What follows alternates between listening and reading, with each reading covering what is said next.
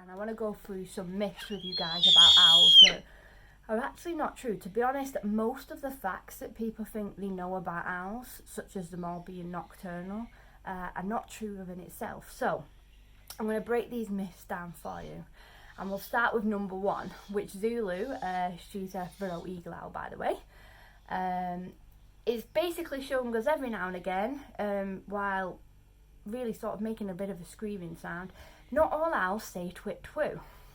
So your only owl that says twit twoo is a tawny owl, and it's actually the male that says twit and the female that says twoo. So if you hear twit twoo, it's actually a breeding pair talking to each other. The rest of the time they can make a screeching or a bit of a screaming sound that you can hear. And it does vary depending on the species. That's your first myth.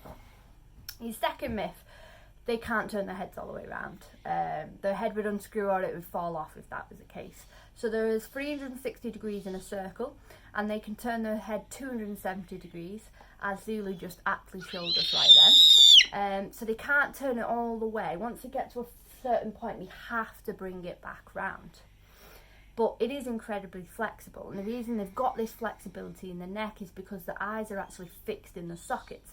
So whereas we can keep our head perfectly still and move our eyes to the right and left, she can't do that. No owl can. They have to physically move the whole head from side to side just to be able to have a little look about.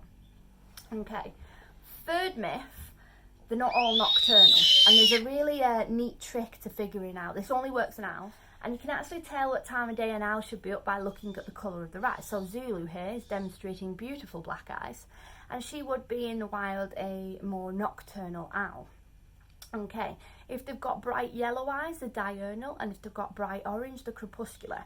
And the easiest way I find of remembering this is if the colour of their eyes matches the colour of the sun, that's what time of day they should be up at.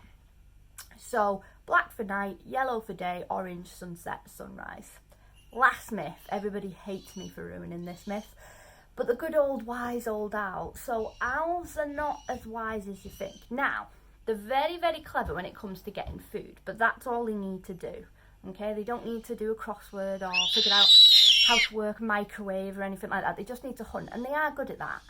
But in every other way, particularly when you compare them to your other birds of prey, what happened was thousands of years ago, people used to worship the Greek goddess Athena or the Roman goddess Minerva, and both of them are represented with pet owls. So what's happened over time is people have thought, okay, if the owls are represented with a goddess of wisdom, then surely owls are really wise as well, and that's just not quite the case, I'm afraid. So there's some myths completely debunked about owls. I'm going to quickly prove to you about the eyesight as well. Everybody always thinks owls have got brilliant eyesight, but owls are all about the hearing. Their eyesight is okay. Ironically, they're saying as blind as a bat.